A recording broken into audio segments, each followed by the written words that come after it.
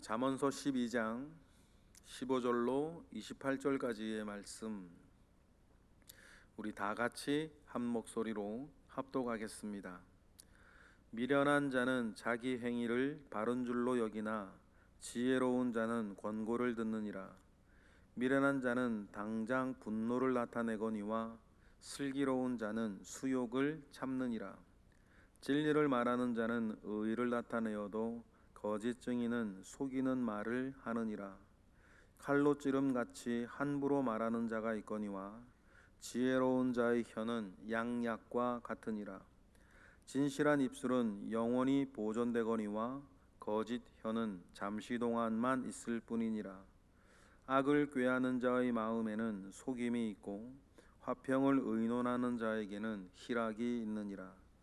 의인에게는 어떤 재앙도 임하지 아니하려니와 악인에게는 앙화가 가득하리라.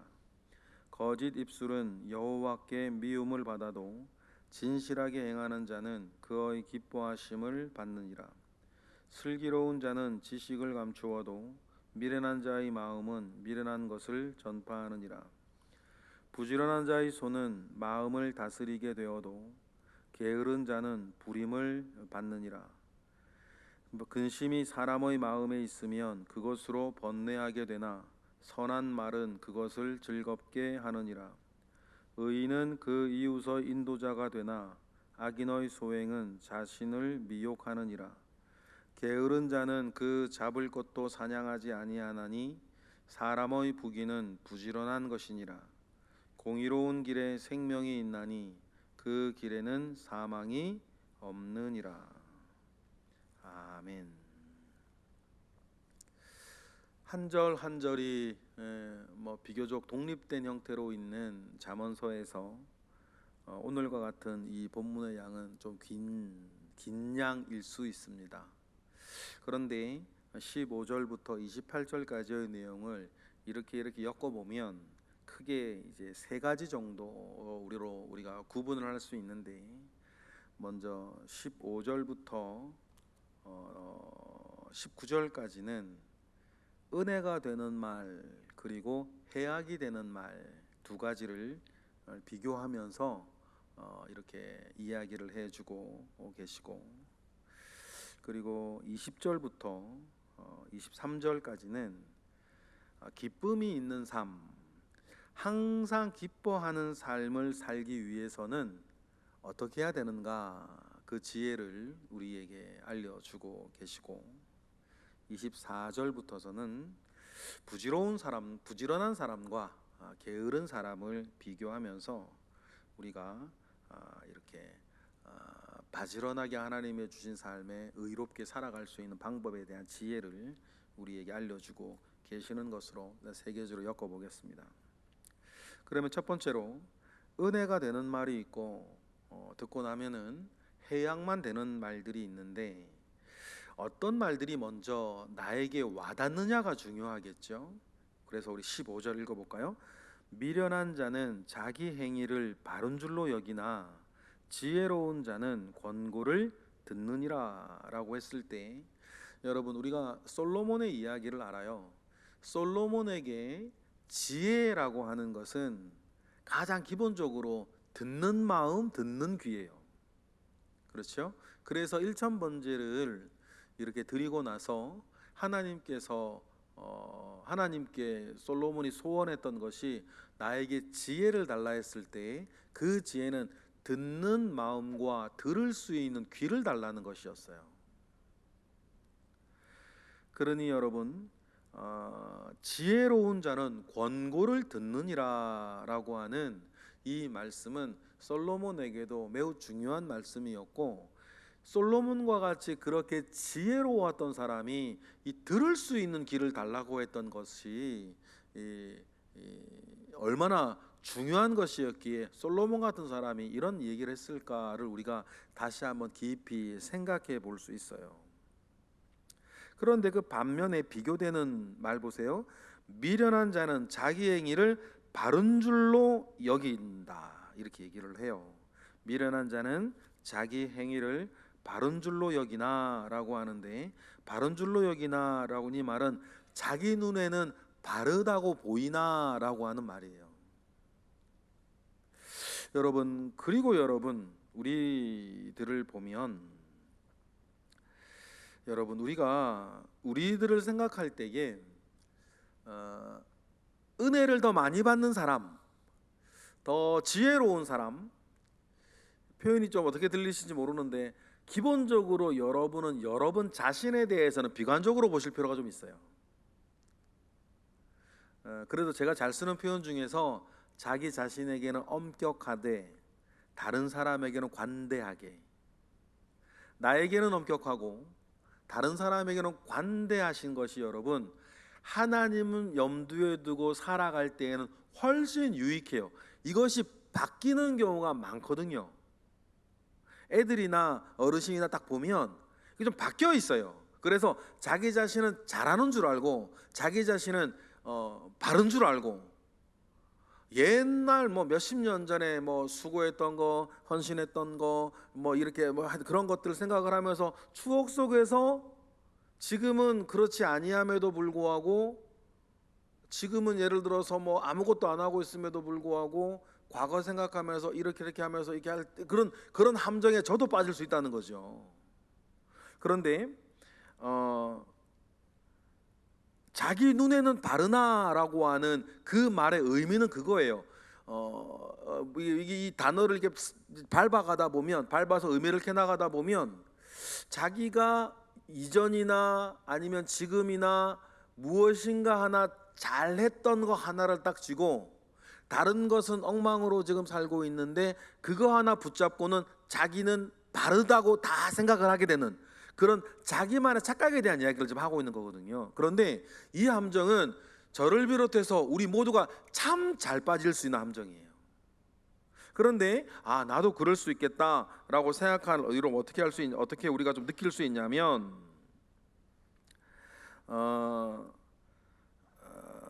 자기는 지금 예를 들어서 여러분 그런 거 많이 느끼세요? 뭐 여러분 어디에서나 저 사람은 참 저것 때문에 다른 사람에게 참 부담이 되고 좀 어려움이 되고 있음에도 불구하고 자기는 또 다른 이야기를 하면서 막 잘하고 있다고 막 자랑하는 사람들 말이에요. 그런 사람들을 보면 심지어는 교회 안에서나 밖에서나 의외로 많거든요. 그런데 의외로 많다는 그 말은요, 그런 사람들이 많아 이렇게 끝나서는 안 되는 거예요. 그렇죠? 그러면 나는 어떤 사람일까? 혹시 나도 그러지는 않을까? 여러분, 이렇게 생각하는 것이 영성인 거예요. 우리가 뭐 다른 사람들 속에서 돋보이는 것 여러분 중요하지 않아요. 그래 어떡하라고요? 중요한 것은 뭘까요? 하나님 아버지 앞에서 지금 내가 누굴까? 그게 중요하잖아요. 그러면 15절의 말씀이 중요해요. 미련한 자는 자기 행위를 바른 줄로 여기며 살지만 지혜로운 자는 뭐를 듣는다? 권고를 듣는다. 그래서 여러분 이 말씀 가운데에는 여러분에게 바른 말을 해줄 수 있는 사람을 옆에 많이 두시는 게 좋아요. 뭐 이런 것들은 제 경험상 연세가 들어가실수록 좀 어려워요.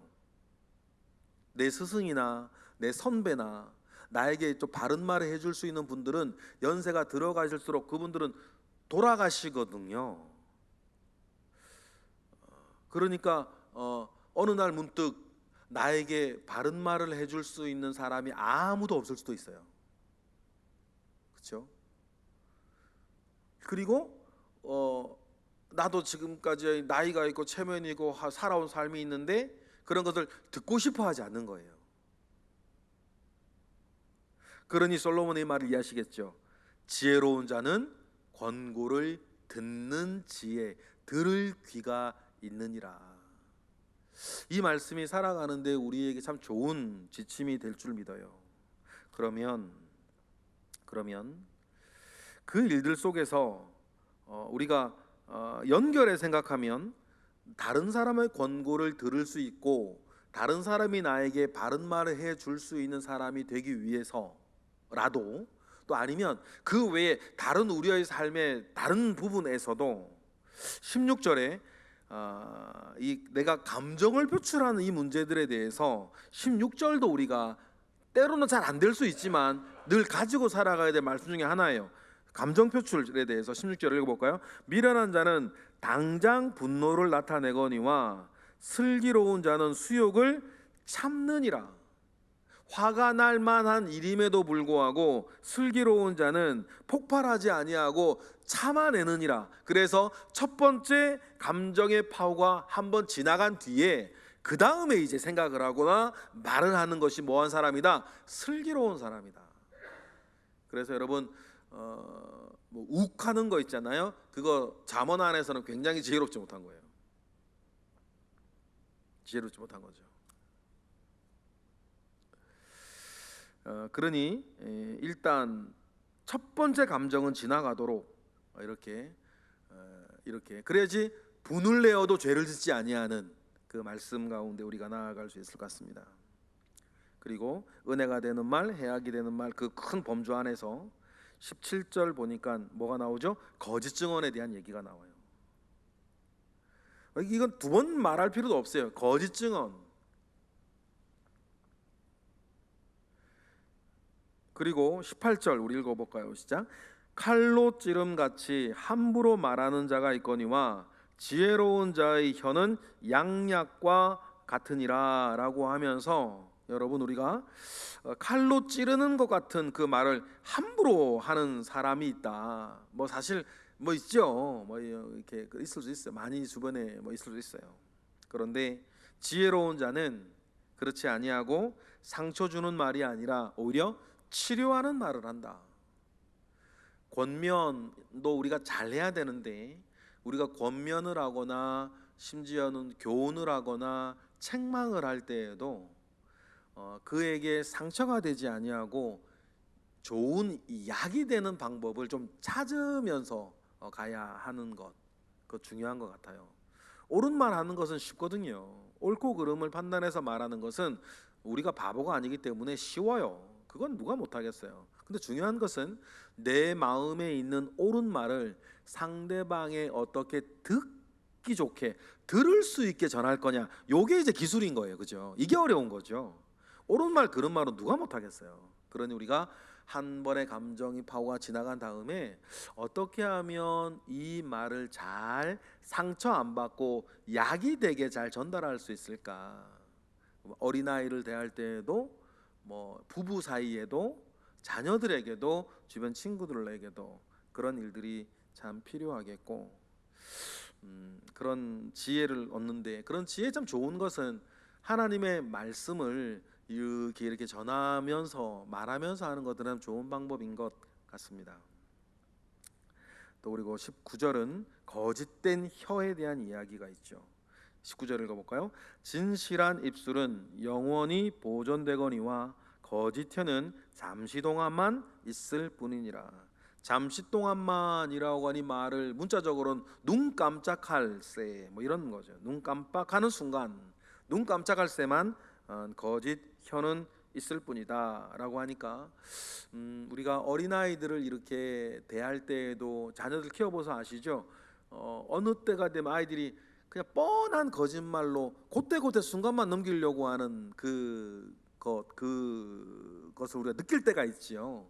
그러나 그것이 아이가 자라는 과정 가운데에서 그런 시즌이 아마 또 나타날 때가 있는 것 같은데 그것이 습관되지 아니하도록 또 가르치는 것도 중요하겠고 또 우리들 스스로도 그때 순간만 넘어가려고 이렇게 말하는 거짓 혀를 우리가 피해야 되는 부분들이 꼭 필요하겠습니다. 그리고 하나님께서 20절부터는 하나님께서 우리에게 항상 기뻐하라 너희를 향한 하나님의 뜻이니라 라고 말씀하셨는데 항상 기뻐하는 삶을 살려면 어떻게 해야 되는지에 대한 잠언이 이 20절부터 이어지죠. 20절 읽어볼까요? 시작. 악을 꾀하는 자의 마음에는 속임이 있고 화평을 의논하는 자에게는 희락이 있느니라 라고 하면서 여러분 마음에 결정하시는 거죠. 내가 어떤 사람과 어떤 이야기를 하더라도 화평을 의논하는 자가 되겠다. 그에게 뭐가 있다? 희락이 있다. 이런 얘기를 여러분 하시는 것이 로 하시는 것으로 직성이 풀리는 속사람이 돼야 돼요. 그 은혜가 필요하죠. 은혜가 필요해요. 그런데 반대로 막 이렇게 어떻게 하면 악을 꾀하는, 이 악을 꾀하다라고 하는 것이 이렇게 그 호미질하다라고 하는 단어거든요. 그 악을 이렇게 캐내는 그런 류의 이야기와 그런 꾀를 짜내는 것으로 여러분들의 직성이 풀리는 사람이 되서는 안 됩니다. 이게 속사람의 문제인데 어떤 것을 해야 내가 직성이 풀리냐는 거예요. 그죠? 그러니 이 잠언의 말씀이 우리가 율법같이 다가오지 아니하고 내 속에 참 좋은 말씀이 되려면 먼저 하나님으로부터 우리가 받아야 될 은혜가 사실 있어요. 왜냐하면 악을 캐내는 것으로 직성이 풀리는 게 아니라 화평을 의논하는 것으로 내 직성이 풀리는 내 속사람이 돼야 되니까. 그죠? 그런데 이렇게 잠언하세요. 화평을 의논하는 자에게는 뭐가 있다? 기쁨이 있다, 희락이 있다. 언제나 뿌듯함이 있고 도덕적 우월감 속에 평강이 있고 기쁨이 있는 사람. 여러분 그 맛을 좀 아셨으면 좋겠어요. 그래서 늘 선한 것을 늘 의논하고 생각했던 사람으로서의 도덕적 우월감이 주는 평화와, 그죠? 그 기쁨. 그리스도인들에게는 이런 것 좀 필요해요. 어디서나. 21절 읽어볼까요? 의인에게는 어떤 재앙도 임하지 아니하려니와 악인에게는 앙화가 가득하리라. 여기서 앙화는 온갖 재앙이란 뜻이에요. 그러니 21절에 나오는 이 의인을 이렇게 의로운 사람이라고 하는 단어지만 문맥상 21절에서 말하는 의인은 이런 사람인 거 아시겠죠? 할 말과 하지 아니할 말을 지혜롭게 잘 구별하는 의인, 또 해야 할 말을 참 지혜롭게 전달할 줄 아는 의인, 그걸 말하고 있습니다. 어떻게 보면 여러분 참 어려운 이야기이기도 해요.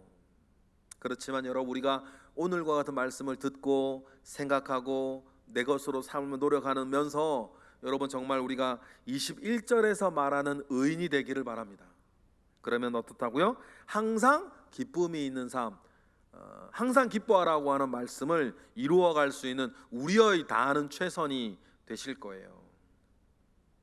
그러니 여러분 21절에 그것을 위해서는 거짓 입술을 늘 버려야 되는 거 이야기를 늘 하시고 23절도 읽어보겠습니다. 슬기로운 자는 지식을 감추어도 미련한 자의 마음은 미련한 것을 전파하느니라. 이 말은 뭐 간단하게 얘기하면 정말 똑똑한 사람은 어디 저기 가서 함부로 아는 척하지 아니하고 겸손하게 배운다라고 하는 것입니다.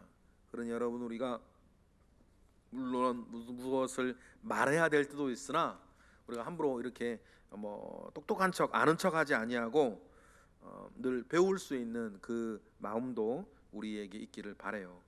또 24절부터는 부지런한 사람 또 게으른 사람에 대한 이야기 있는데 24절에 나오는 게으른 자는 부림을 받느니라 라고 할 때 부림을 받다라고 하는 이 말은 강제노동에 동원될 것이다 라고 하는 그런 의미예요. 강제노동에 동원될 것이다.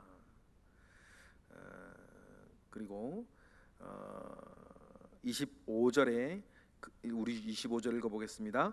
근심이 사람의 마음에 있으면 그것으로 번뇌하게 되나 선한 말은 그것을 즐겁게 하느니라 라고 하면서 한 사람에게 근심과 선한 말이 함께 있을 수 있는데 여러분 그때 우리가 근심으로 번뇌하는 일들 속에 우리의 뭐라 그럴까요? 정신을 자꾸 실어주지 아니하고 선한 말로 우리가 나와 우리 주변을 즐겁게 하는 그 말들로 우린 계속 우리 속사람을 다스려 나아가야겠고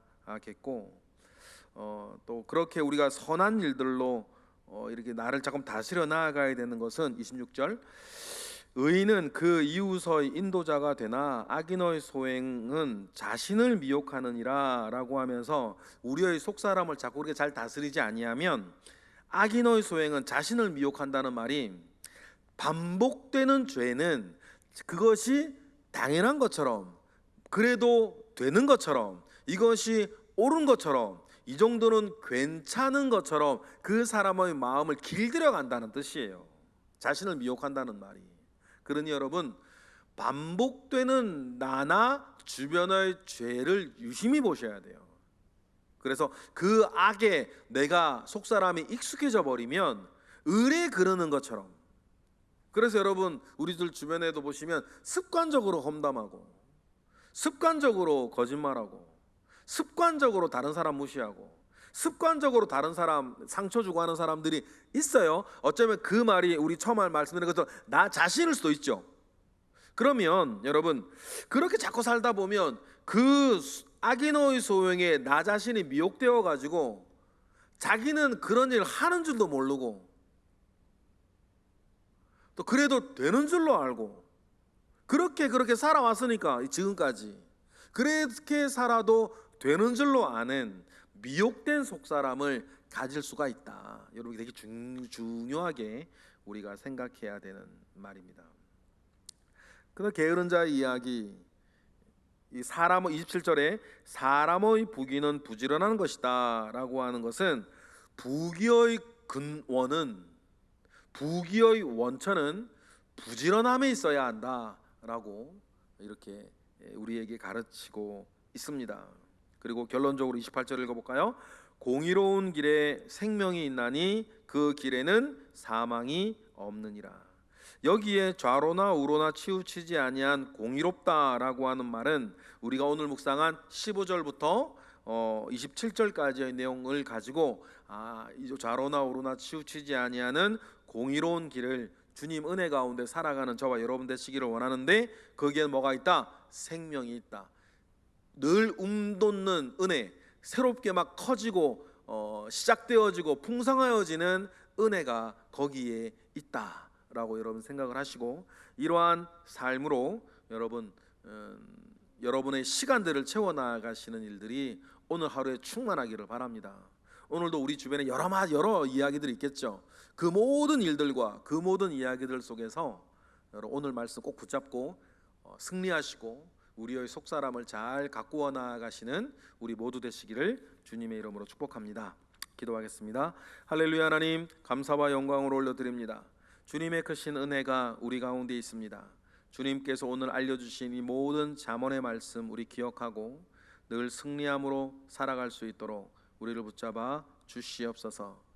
이 시간 드려지는 1000번째 예물 가운데 은혜를 베풀어 주시고 오늘 기도하는 모든 기도자들 가운데에 하나님 함께하옵소서.